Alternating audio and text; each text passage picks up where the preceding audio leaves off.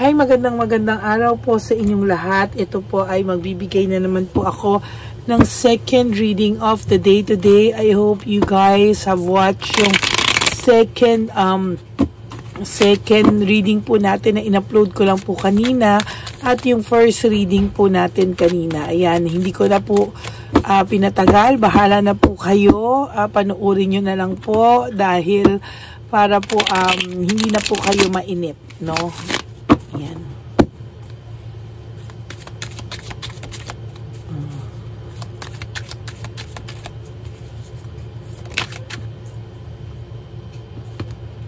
Ayan. Tingnan po natin ngayon, kung ano naman po ang makikita natin sa second reading of the day today. So, upload ko na rin po agad to, no? Kahit kaka-upload ko lang po nung dalawa. I hope lang po na mapanood nyo po yung yung second reading kahapon na in-upload ko kanina and the first reading kaninang umaga po, no? So, ito po naman. 1, 2, 3, 4, 5, 6, 7, 8, 9, and 10. Yan.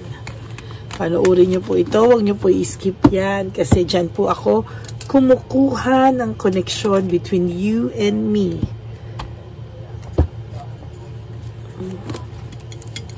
Gusto ko na po mag-move on sa nangyari sa akin kahapon, no? Kaya hindi ko na po maikwento sa inyo. Sana po ay nangangailangan po yung nakakuha nun.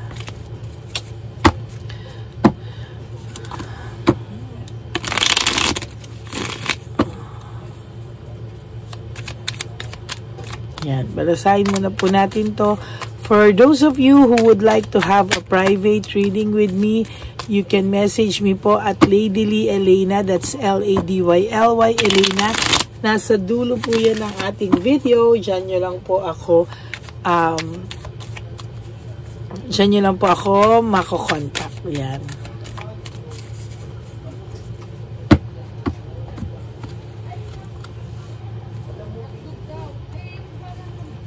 Okay.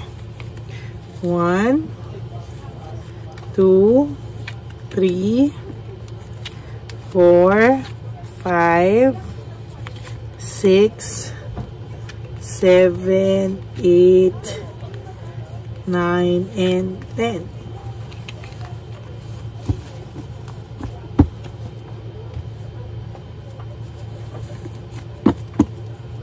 Teka, wala pala po akong salamin.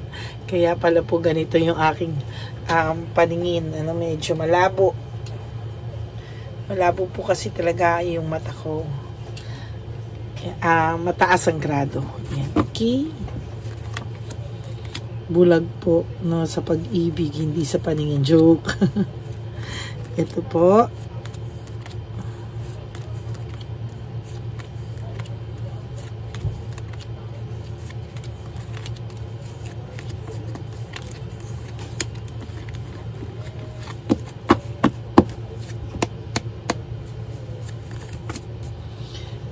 Freedom and explore. So, both of you po ngayon ay kumbaga ay nag-e-explore sa mga bagay-bagay. Ngunit, siya po ay, yun nga, may current relationship. It's pwedeng serious, pwedeng hindi, no? Lack of commitment din naman po kasi talaga yung taong to sa nakikita ko. And, yung taong pong ito ay ayaw ka po, no? Siya po, okay lang siya sa ganon. Pero ikaw po, hindi ka daw po pwedeng maging free at hindi ka daw po pwedeng mag-explore. It's really unfair, no? Kasi po, sabi ko po sa inyo, hindi niya kakayanin pagka nagkaroon ka ng iba. Talagang makikita mo talaga na pag nagkaroon ka ng iba, talagang dadamdamin po talaga ng taong to.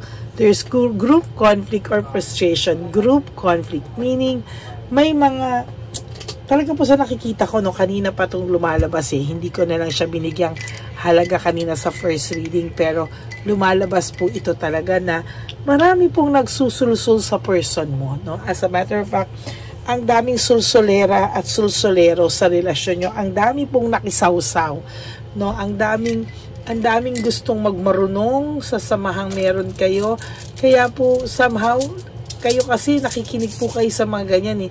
Kaya kahit papano, ayan, ano, ang hirap po ng ganyang ano eh, oh. Yan, no? Satisfaction. Nagkakaroon po sila ng satisfaction kapag po nakakasulsul sila o nakakapanghimasok sila. Ang daming nang himasok, nagsulsul sa relasyon nyo, no?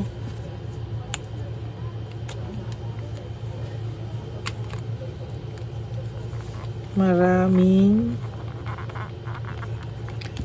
nagsulsul, sulsulero at nakialam. Ano ba yan? Wala na ako. At nakialam sa relasyon nyo. Maraming nagsulsul at nakialam sa relasyon nyo, no? That is really correct, no? Ang dami po talagang nagsulsol, ang daming nangialam. Yan po, no? Hindi po talaga maiaalis talaga na marami pong nangialam sa inyo. Ang hindi lang po maganda, nagpasulsul naman po yung person mo, no? As a matter of fact, talagang nagsulsul po siya sa iyo, oh. Pwedeng nagsulsul sa kanya, pwede may nagsulsul din sa iyo. Ang dami pong nangialam na ang relasyon nyo ay dapat sa inyong dalawa lang. Pero ang nangyari po ay ano, nagsulsulan, no? Ambition and desire. Sa totoo lang po, sa nakikita ko ngayon ay nakikita ko po talaga dito ay somehow, ano, somehow ay nakakakita po ako ng matinding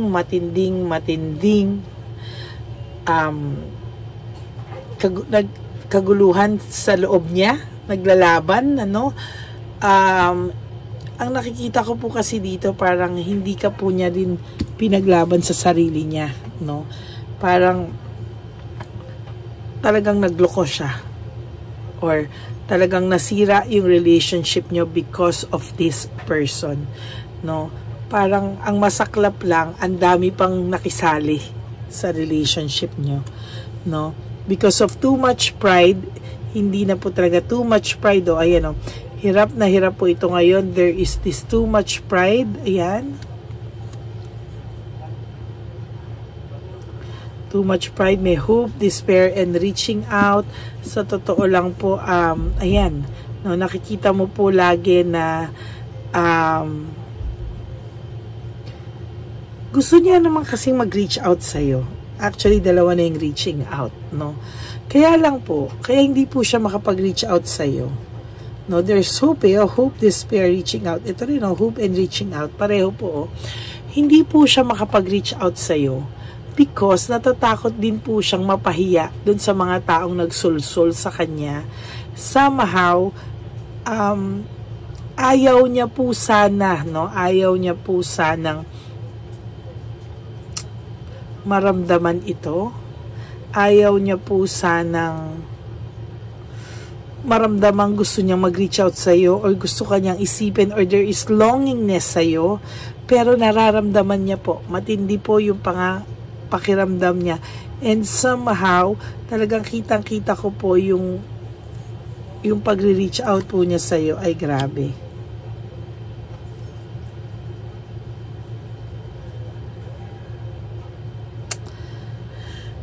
Akala niya po ang solusyon sa lahat is to finally free himself from you, no, na tapusin ang lahat, talagang ayan, no, pero sa totoo lang po hindi po niya magawang tapusin ang lahat, oh. Ay isip ka pa rin po ng taong to, no, as a matter of fact naiisip ka pa rin po niya, no. There is abundance and security na parating sa'yo. Meron po akong nakikita dito na kahit papano ay may blessing na parating sa'yo, to be honest with you. Ayan, no, ang dami talagang nagsulsol, no? Para nagkaroon pa ng teamwork, no, against you, no? May mga plastic ka na hindi mo alam na plastic sa'yo, no? Yan yun eh. Ngayon, yung tao mo, yung person mo, naghahanap ng purpose sa buhay.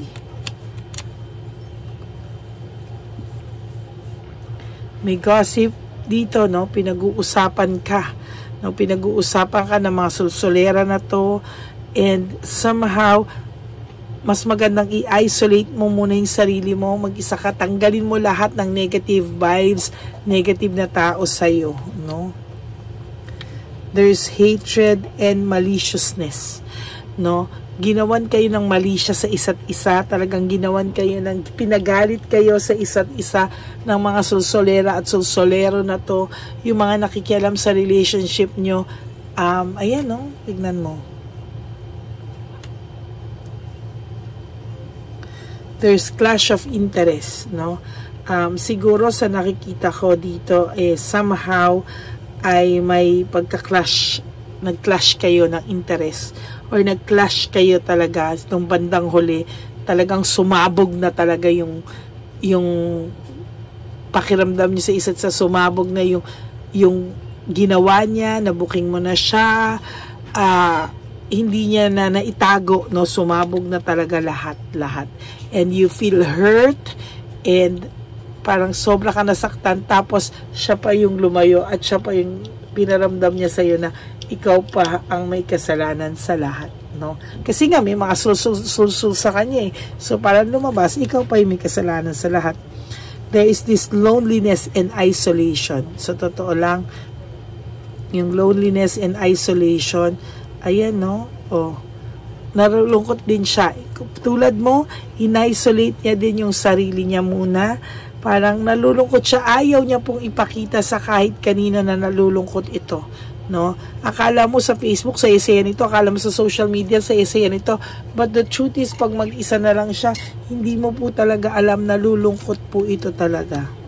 There's willpower and desire. Ayan, no? Sobra po yung lungkot nitong taong to, no? Nagrebelde din po siya eh. Most of the time, nagre-rebelde siya. Hindi niya po alam kung ano yung gagawin niya. So, nagbabae na lang siya, or naglalaki na lang siya, or nagkaroon na lang siya ng iba, no? Ayan. Ngayon, pag nakakabalita siya na okay ka, nakikibalita siya sa'yo, baka may iba ka na, selos na selos ito, wala pa man, no? They're self-centered, and ayan, no, nagsiselos din siya, or magsiselos ito. Hindi niya po kakayanin na wala ikaw talaga sa, alam mo yun, he will be totally frustrated, no? Pag nalaman niya po talaga yan, no? Magiging frustrated po siya, and somehow, ayan, no, parang lalo siyang susulsulan ng ibang tao, no? Kaya ang ginagawa niya, ina-isolate niya, hindi niya pinapakita sa ibang tao malungkot siya, and talagang nilalabanan niya, he or she is a great pretender. Pero ayan, ang totoo niyang nararamdaman, sorry, naputol po. Ang totoo niya pong nararamdaman, ayan, no, there is emptiness and emotional loss. Yan po ang talagang nararamdaman niya, frustrated and emptiness. Kaya wag niyo pong bilhin, kung nakikita niyo na masaya siya sa Facebook, kung masaya siya sa social media, hindi po totoo. Wag mo po yung bilhin. Okay? So that's it for your second reading of the day today. I hope naka-resonate po kayo, and if you do, please give me a like and comment down below para po makita nyo naman po yung ating makita ko po kung ano po ang inyong feelings, no? So maraming salamat po, and for those of you who would like to give me a super thanks for this video, I would really appreciate that and be thankful for that from the bottom of my heart. May God bless you all. For those of you rin po na gusto magpa-private and personal reading with me through video call, you may contact me sa Facebook ko po, sa Ladyly Elena. That's Ladyly Elena. Nasa dulo po yan ng ating video. Diyan nyo po ako pwedeng makontak. Yan. So maraming salamat po. No? And to all my ever loyal and solid Lady Elena friends, family, and subscribers, I love you all from the bottom of my heart. Really. No? At ano po ba ang lagi ko sa inyong bilin? That life is too short. Don't make it shorter by stressing yourself from all the pains and heartaches na binigay sa inyo ng kahapon. Just surrender everything to the divine universe and then just let go and let God write your life and love story. I will be back for another set of reading. Wag po kayong mawawala, wag malulungkot, and have a happy day ahead of you. And babalik po ako for our final set, for our third and last set for today. Okay, God bless you all. I love you all. Bye!